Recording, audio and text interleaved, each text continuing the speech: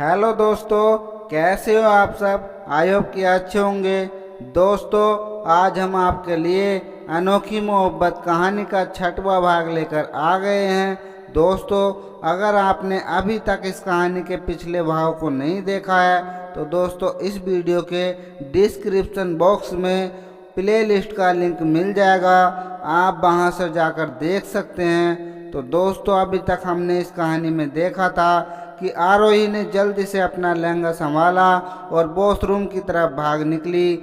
उसकी स्पीड देखकर ईशान से अपनी हंसी नहीं रुकी, वो ठाका लगाकर हंस दिया। अब आगे।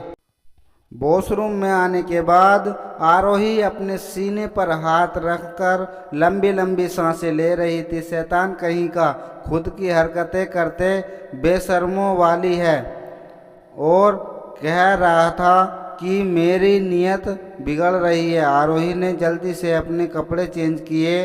इस वक्त उसने एक टी शर्ट और कैपरी पहनी हुई थी। इतना भारी भरकम लहंगा हटाने के बाद वह काफ़ी रिलैक्स फील कर रही थी। उसे आदत नहीं थी भारी भरकम कपड़े पहनने की। वह हमेशा अपने कंफर्ट जोन में ही रहना पसंद करती थी।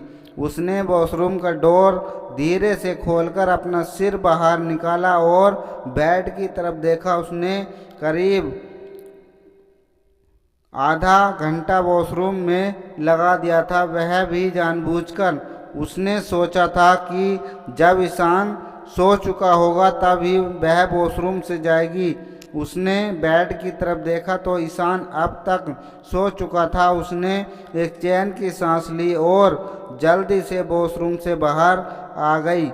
वह धीरे धीरे कदमों से बेड की तरफ बढ़ी।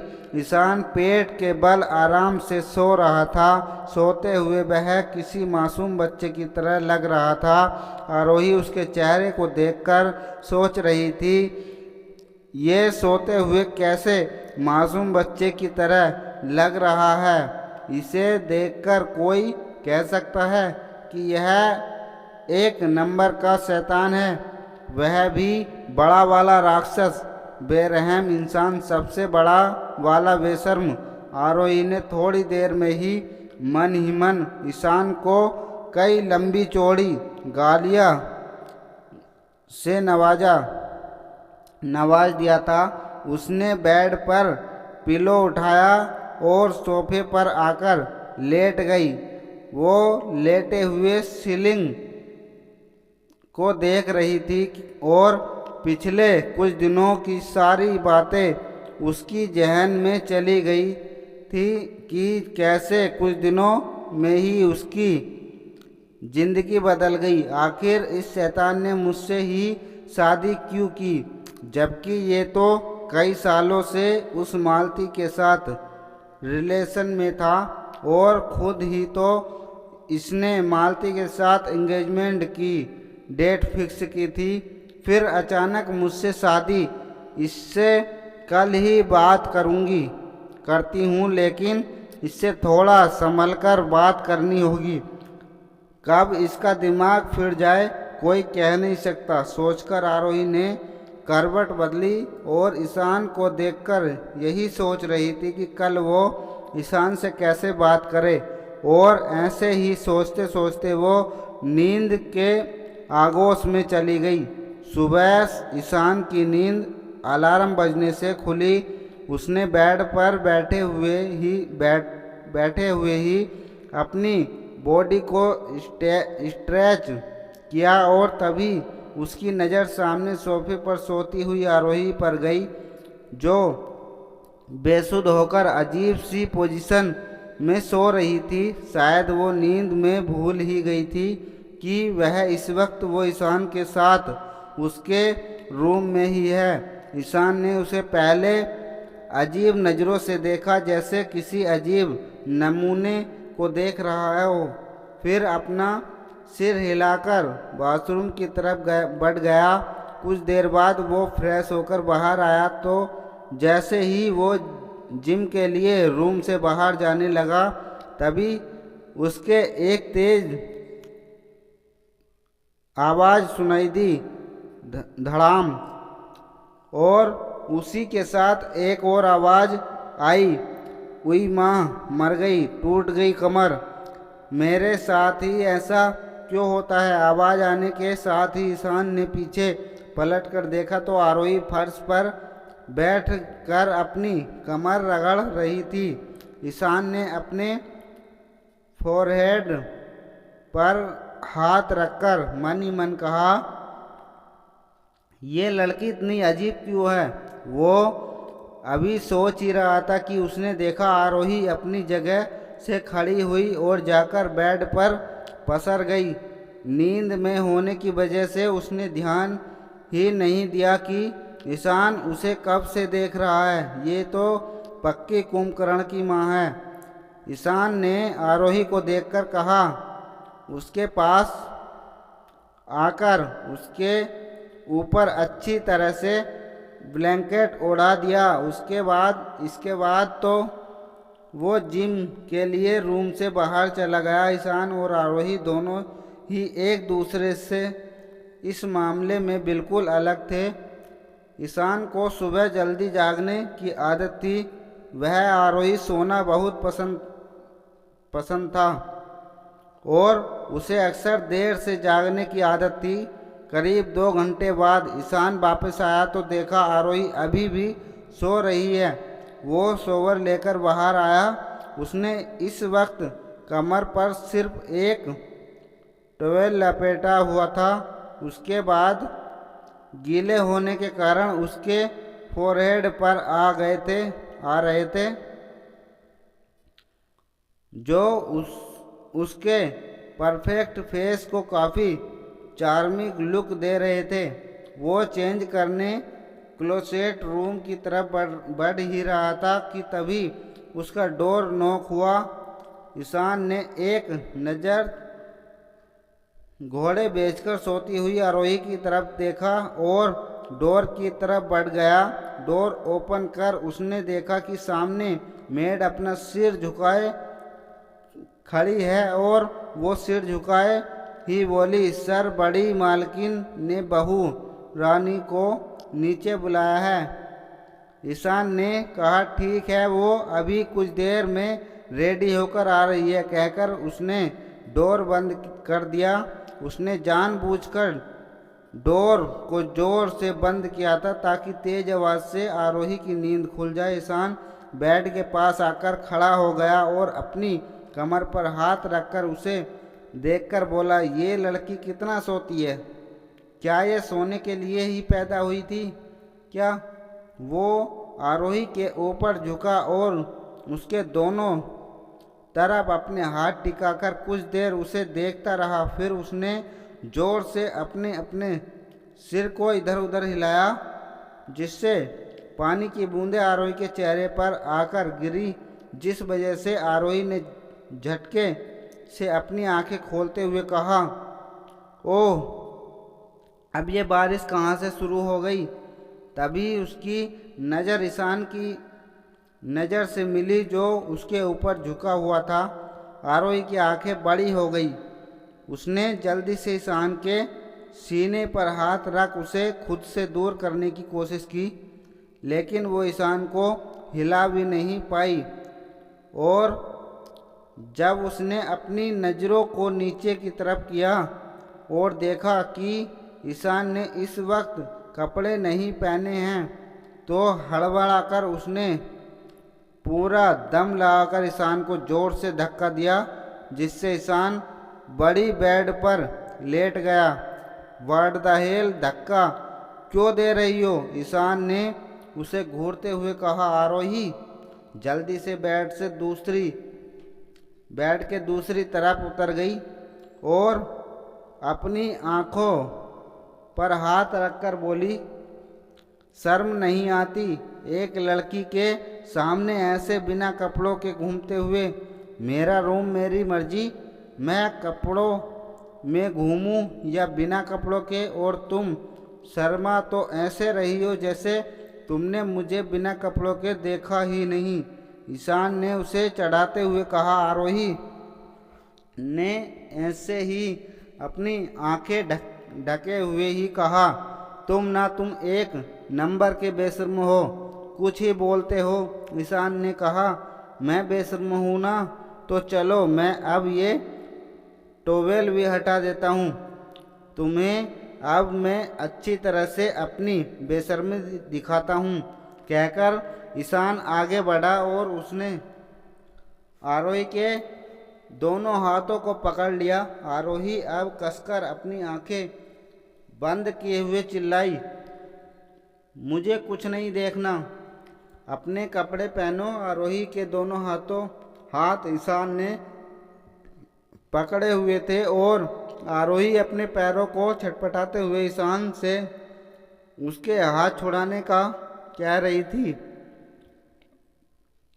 उसने अभी भी अपनी आंखें कसकर बंद की हुई थी, इसलिए वो देख नहीं पाई कि ईशान ने कपड़े पहन लिए हैं और वो सिर्फ उसे परेशान करने के लिए ऐसा कह रहा है। ईशान को भी आरोही को ऐसे परेशान करने में बड़ा मज़ा आ रहा था। Come on baby, open your eyes and look at me, look at your husband hot and attractive body. कहते हुए ईशान ने उसे पलटते हुए अपने करीब कर लिया। अब आरोही की पीठ ईशान के सीने से लगी हुई थी। ईशान ने उसके कंधे पर अपना सिर टिका लिया और उसके कानों में सरगोशी करते हुए बोला, इसमें इतना त्रिपाटिनी वाली क्या बात है, तुम्हारा ही हस्बैंड हूँ।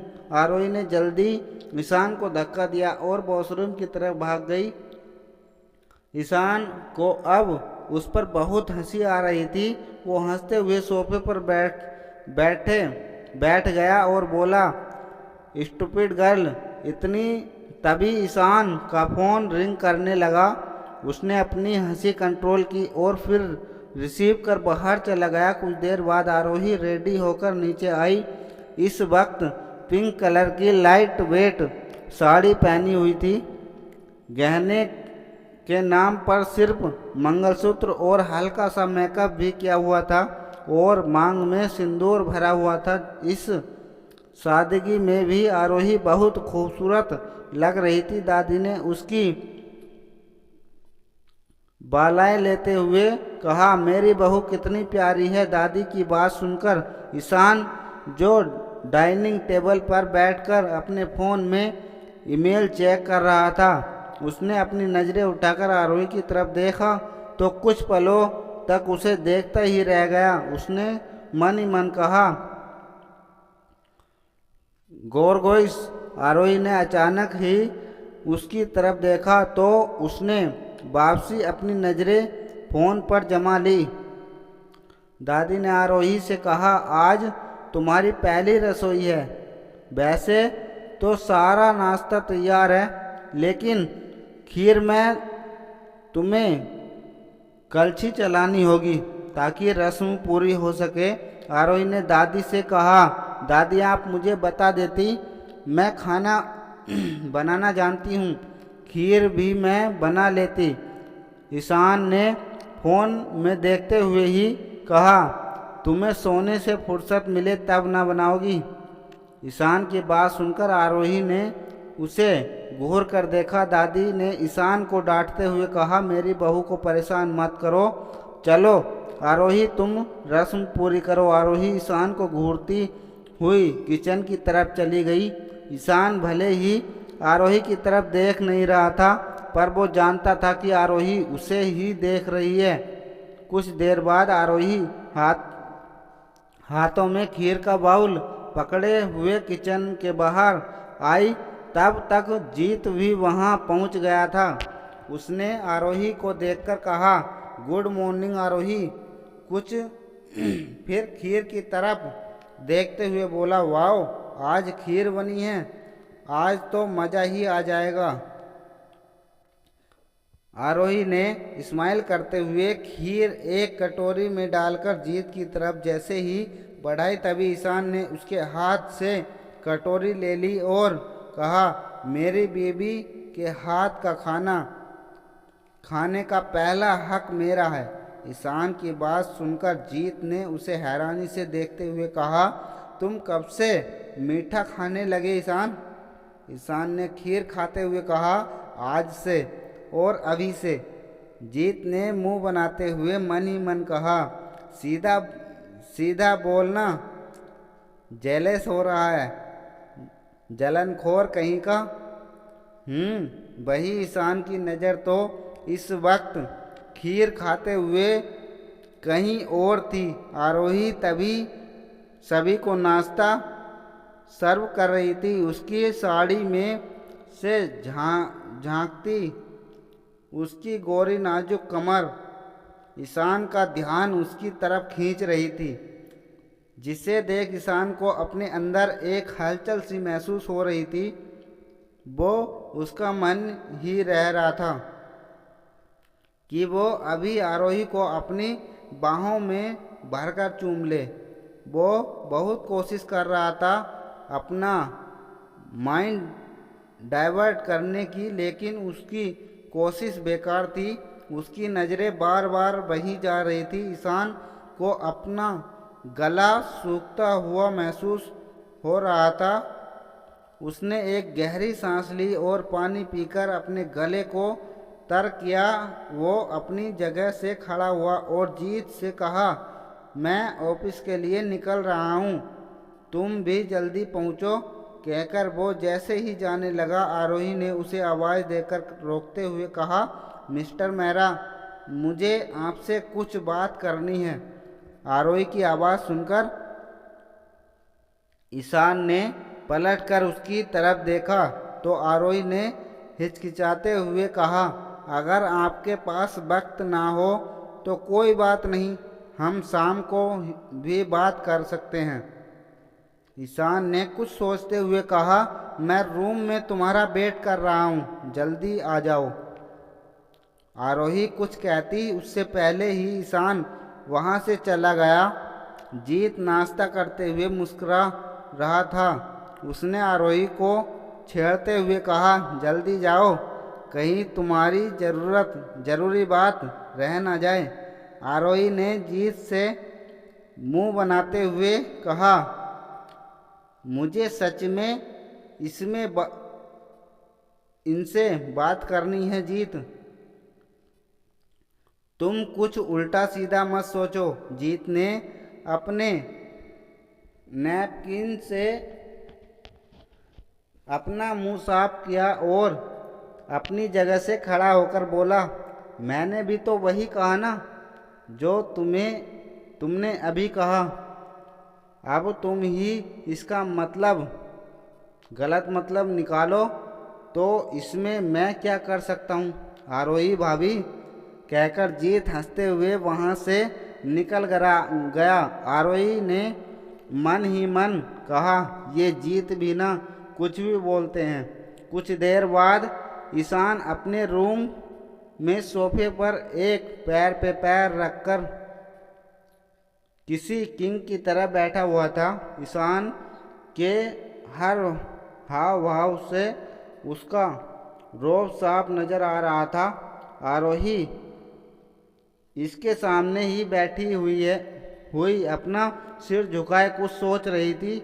उसे समझ ही नहीं आ रहा था कि वो अपनी बात कैसे शुरू करे। ईशान काफ़ी देर से उसके बोलने का वेट कर रहा था। जब काफ़ी देर तक आरोही कुछ नहीं बोली तो ईशान ने अपनी भौहें चढ़ाते हुए, कुछ बोलोगी या यही गेम खेलती रहोगी कि कौन कितनी देर तक शांत रह सकता है। ईशान की बात सुनकर आरोही ने एकदम से उसकी तरफ देखते हुए कहा, आपने मुझसे शादी क्यों की मिस्टर मेहरा? आरोही ने हिम्मत करके जल्दी कहा, पर मन ही मन वो भगवान से प्रार्थना कर रही थी कि कहीं इस बात से दोबारा ईशान के अंदर का गुस्सा ना जाग जाए। इसलिए वो जितना हो सके ईशान के सामने शांत रहने की कोशिश कर रही थी।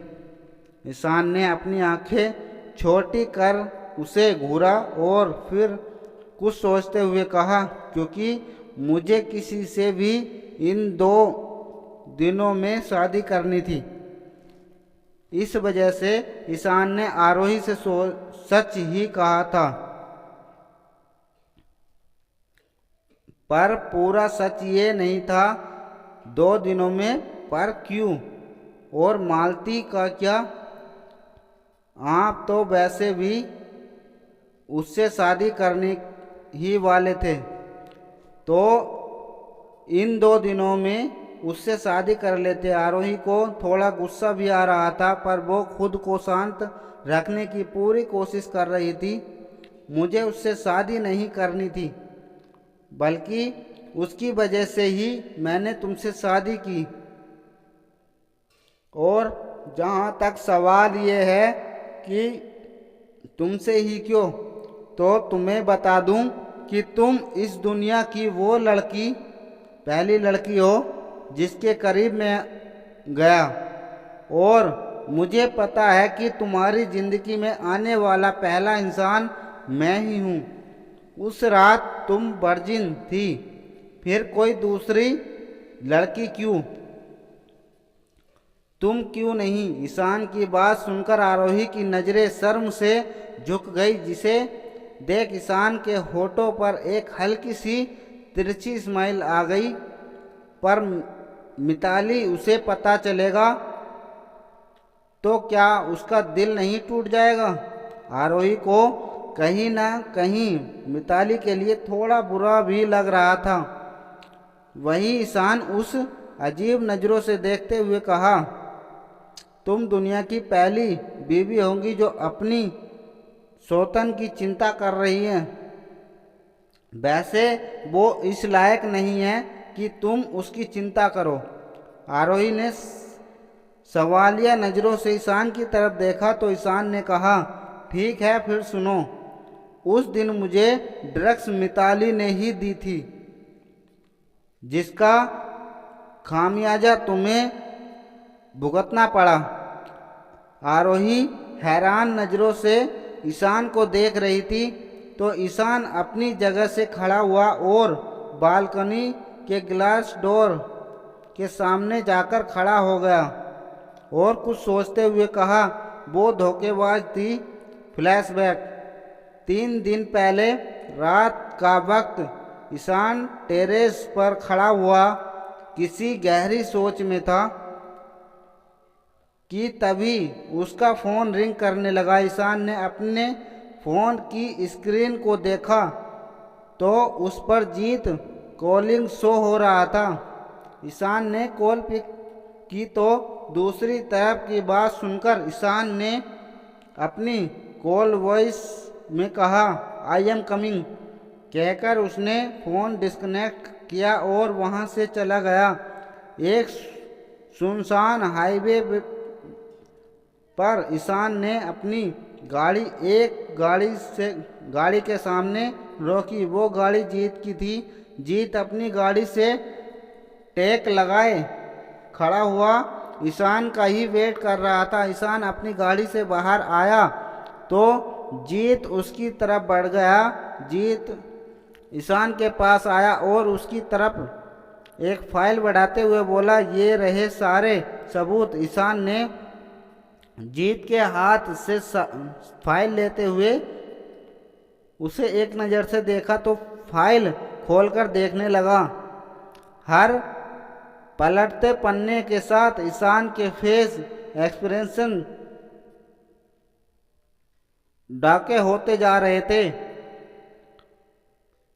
उसने फाइल बंद करते हुए कहा, तुम अब जाओ, आगे जो करना है वो मैं कर लूँगा। जीत ने कन्फ्यूजन से ईशान से पूछा, वैसे तुम करने क्या वाले हो? ईशान ने फाइल गाड़ी की फ्रंट सीट पर पटकी और गाड़ी के ड्राइविंग सीट पर बैठकर कहा, वो कल तुम्हें पता चल जाएगा। कहते हुए उसने गाड़ी स्टार्ट की और वहां से निकल गया। जीत ने उसे जाते हुए देखा और अपने बालों में हाथ फेरते हुए बोला, बता तो देता क्या करने वाला है। दोस्तों, अगर जानना चाहते हो कि इस कहानी में आगे क्या हुआ तो कहानी का अगला भाग जरूर देखना, जो इस चैनल पर जल्द ही प्रसारित कर दिया जाएगा।